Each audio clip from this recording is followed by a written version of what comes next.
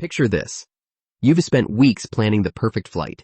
You paid extra for that window seat. You've got your neck pillow ready, your snacks packed, and you're already mentally watching the clouds roll by at 35,000 feet. You sit down, buckle up, and then it happens. A stranger leans over and asks if you'd be willing to swap seats. And suddenly, you feel this weird pressure, this social guilt that makes you want to say yes, even though every single part of you is screaming no. Today we're breaking down exactly what to do when someone wants your airplane seat, and you absolutely do not want to give it up. Let's start with something important. You have zero obligation to give up your seat. None. Zero. Zip. You paid for that specific seat, you selected it intentionally, and it belongs to you for the duration of that flight. The moment you start treating seat swaps as something you're automatically supposed to agree to, you open the door to being taken advantage of every single time you fly. Now here's where it gets interesting. There's a huge psychological phenomenon at play during these moments. It's called social compliance pressure. When someone makes a direct request face-to-face, the human brain is wired to want to accommodate that request to avoid conflict. Airlines, frequent travelers, and even seat swap artists know this. Some people genuinely need to swap for legitimate reasons. Others are simply banking on the fact that you'll feel too awkward to say no. Knowing the difference completely changes how you respond. So let's talk strategy.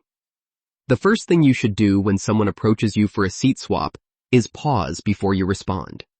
Don't immediately say yes out of panic or social discomfort. Take a breath.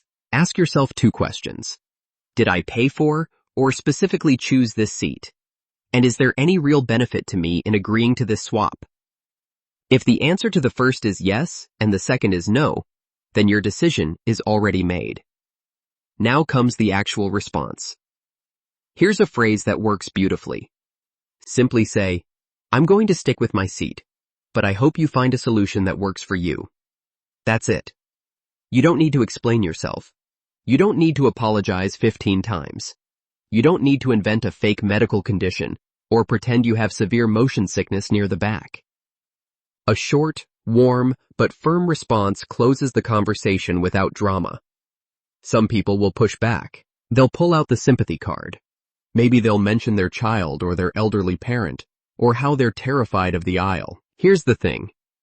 Those situations can be genuinely valid, and in those cases, you get to make a judgment call based on your own comfort and generosity. But here's the line that matters.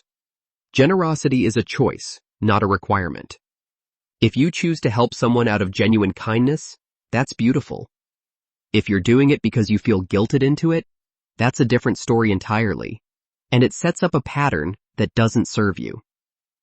Let me give you the upgrade scenario breakdown, because this one trips people up the most. Someone asks you to move from a window seat to a middle seat, or from the front of economy to somewhere near the back. That is a downgrade, and no amount of guilt tripping should make you accept a worse seat than what you selected.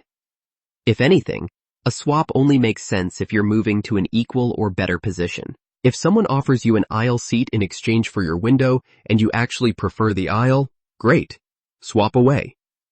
But never accept a lateral downgrade out of social pressure alone. Now what happens if you feel truly uncomfortable declining? Here's a mindset shift that changes everything. The flight attendants are your allies. If someone is making you feel pressured or uncomfortable, you are completely within your rights to let a crew member know. They handle this situation regularly and can step in to mediate without you needing to be the bad guy. You're not being dramatic. You're simply utilizing the support system that exists precisely for situations like this. Let's talk about the family seating scenario specifically because it comes up constantly. A family wants to sit together and they're asking you to move so they can make that happen. Emotionally, this feels hard to decline. Here's the truth though. Airlines have a responsibility to seat families together, and if that didn't happen, the airline should be solving that problem, not you. You can politely point them toward the flight attendant and let the crew figure out the arrangement. That's literally part of their job. There's also the guilt spiral that follows a firm no. Some people say no, and then spend the next 4 hours feeling terrible about it. So let's address that head on. Holding your boundary didn't hurt anyone. The other passenger has options. They can speak to crew, they can find another willing swapper, or they can sit in the seat their ticket assigned them.